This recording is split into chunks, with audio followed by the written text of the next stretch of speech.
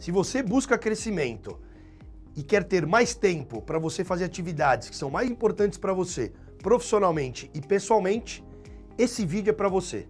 Se você se sente sobrecarregado e acredita que pode ganhar mais e ter melhores resultados, fique ligado que eu quero te trazer dicas muito importantes.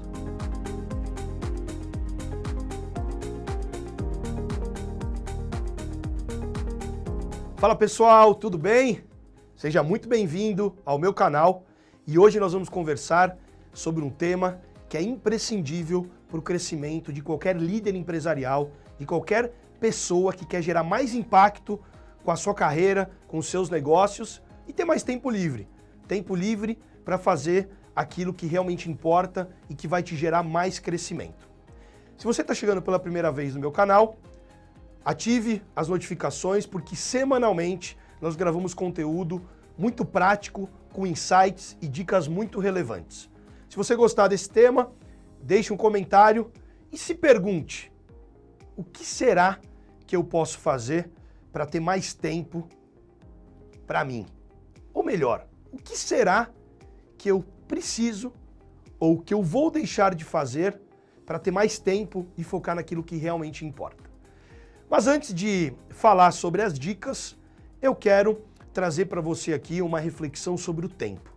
Os gregos chamavam o tempo de duas formas. Cronos é o tempo cronológico, ele está passando, tem a ver com a quantidade. Você tem 24 horas no dia, cada hora tem 60 minutos, assim como todo mundo tem. Só que eles olhavam o tempo, os gregos, de outra forma, que é o kairos, que é a qualidade com que a gente usa o nosso tempo. Tem a ver com o momento oportuno. Por que eu estou trazendo essa visão dos gregos relacionada ao tempo? Porque para você crescer, você pode trabalhar mais em quantidade de tempo. Ou você vai ganhando experiência e você vai conseguindo produzir mais em menos tempo. E para isso você precisa ganhar eficiência, você busca conhecimento, você vai se desenvolvendo, você pode usar tecnologia ao seu favor. Só que chega uma hora que para você continuar crescendo e gerar mais impacto, você precisa fazer o quê? Delegar. Você precisa passar algumas atividades que você faz para outras pessoas. Só que isso começa no movimento interno de desapego. Desapego do quê? De achar que você é o melhor naquilo que você faz. E pode ser que nesse momento você faça muito melhor que algumas pessoas que potencialmente você vai delegar. Pode ser que você encontre pessoas muito melhores que você. Mas você percebe que esse exercício do desapego tem a ver com você olhar para o outro, entender como você pode explorar o potencial do outro, ou seja, do seu time, mas muito mais do que isso. Desapegar de algumas coisas que você faz hoje para fazer outras coisas mais importantes. E essas coisas mais importantes pode ser cuidar da sua saúde, pode ser buscar uma novidade para gerar inovação no seu negócio, buscar um novo aprendizado para você ir para o próximo nível na sua carreira. Então, delegar tem a ver com a sua capacidade de se reinventar. Se você está muito apegado e preso àquilo que você sempre fez, não está disposto a ser um agente de mudança ou a continuar evoluindo, provavelmente você vai ter dificuldade em delegar. Certa vez, eu ouvi uma frase que eu anotei lá no meu caderno que dizia: delegar é o prêmio de uma boa liderança. Mas antes de trazer as dicas práticas de como você delega com uma boa liderança, eu quero te contar um caso. Eu quero te contar um caso de um cliente na época em que eu comecei a trabalhar com coaching em 2006. Eu me formei como coach profissional em 2004. Em 2006 eu me lembro que eu fui atender um executivo que ele era diretor industrial de uma grande companhia e a empresa estava num momento muito crítico. Eles estavam passando diversos desafios empresariais, ele estava com desafios com sócio, ele estava com problema na operação, a empresa estava sem caixa e ele tinha muito problema na produção. Era uma empresa que trabalhava no segmento gráfico, eles faziam rótulos, etiquetas, trabalhavam com uma série de soluções, inclusive para estampar etiquetas para calça jeans e tudo mais. E esse líder, ele me procurou porque ele queria ser um líder mais estratégico. E aí, no trabalho, a gente fez uma série de avaliações onde ele pôde perceber onde ele estava investindo o tempo dele. E uma das coisas que me chamou a atenção é que ele disse que ele era o primeiro a sair de casa e o último a chegar. Ele saía de casa às 5 da manhã, atravessava a cidade, era um dos primeiros a chegar na empresa, embora a empresa tinha vários turnos rodando, então ele chegava, tinha gente já trabalhando, mas falando do nível de liderança, ele era o primeiro a chegar e ele era o último a sair. Ele chegava em casa, as filhas estavam dormindo. Ele tinha 2 filhas pequenas e ele não estava acompanhando o crescimento das filhas. Isso o incomodava demais. E aí eu lembro que uma das atividades que nós propomos para ele foi ajudá-lo a fazer uma autoavaliação de onde ele investiu o tempo dele. E nós entregamos para a secretária dele um questionário onde ela tinha que ligar para ele durante pelo menos 10 a 12 vezes ali no dia, para que ele tivesse que parar e responder algumas perguntas. E uma das perguntas era, de 0 a 10, qual o nível de desafio da atividade que você está fazendo? Essa atividade precisa ser feita por você ou pode ser delegada? E tinha diversas outras perguntas. No primeiro dia ele não via a hora de telefone ligar para ele responder, no segundo também, no terceiro ele já estava cansado de receber aqueles contatos da secretária dele. E aí o que ele fazia? Ele, sem se dar conta, ele passava o dia todo fazendo atividades que eu vou chamar aqui de apagar incêndio. Ele ficava aliviando sintoma de problemas da empresa o tempo todo. E o nível de desafio daquelas atividades era muito baixa. Para você ter ideia, 80% do que ele fazia podia ser delegado. E perto de 90% do que ele fazia, o nível de desafio era extremamente baixo. E uma das coisas que o motivava era superar desafio. E aí eu perguntei para ele, né, quando você está no seu melhor, o que você está fazendo? Ele falou, puxa, eu estou criando estratégia, né, eu estou olhando para o mercado, eu estou melhorando processos. E quando você está no seu pior, o que você está fazendo? Ele falou, eu paro na minha mesa e começo a jogar paciência. Eu falei, me conta como que é o seu dia a dia. E aí ele contou que ele chegava na empresa, antes de ir para a sala dele, ele saía andando na produção. E aí as pessoas chegavam e começavam a o chamar porque tinha problemas que estavam acontecendo. E ele começava a resolver os problemas. O que ele percebeu? Que ele passava o dia apagando incêndio. E aí ele começou a mudar a rotina dele. Ele começou, além de resolver os problemas, ele começou a se perguntar, peraí, por que isso está acontecendo? Por que isso está acontecendo? Por que isso está acontecendo? Qual que é a causa? E com isso, ele começou a mudar um pouco a rotina dele. Ao invés de ele ser o primeiro a chegar, ele começava o dia fazendo um planejamento das principais ações prioritárias que ele tinha, que era resolver problemas críticos. Ele começou fazendo um planejamento dessa forma.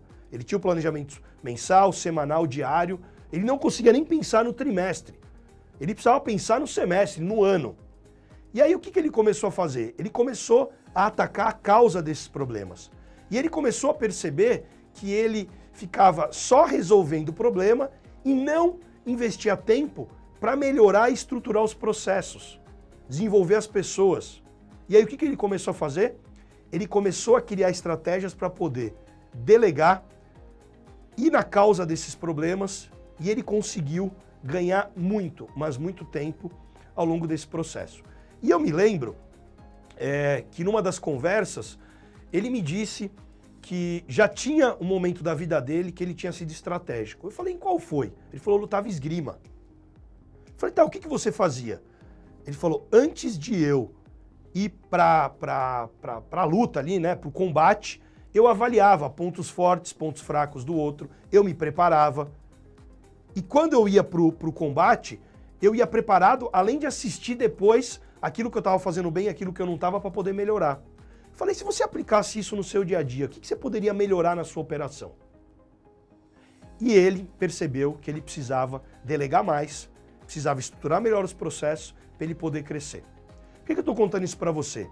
Porque eu também já passei por essa fase. Eu me lembro que eu comecei sendo auxiliar de escritório, atuando com vendas, executando.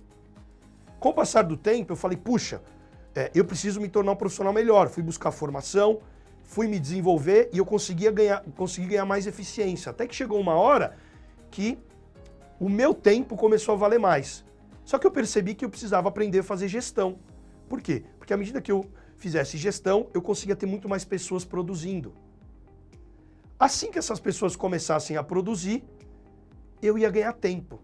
E esse tempo, ao invés de eu ficar sem fazer nada, eu consegui alocar esse tempo em atividades mais importantes, menos urgentes.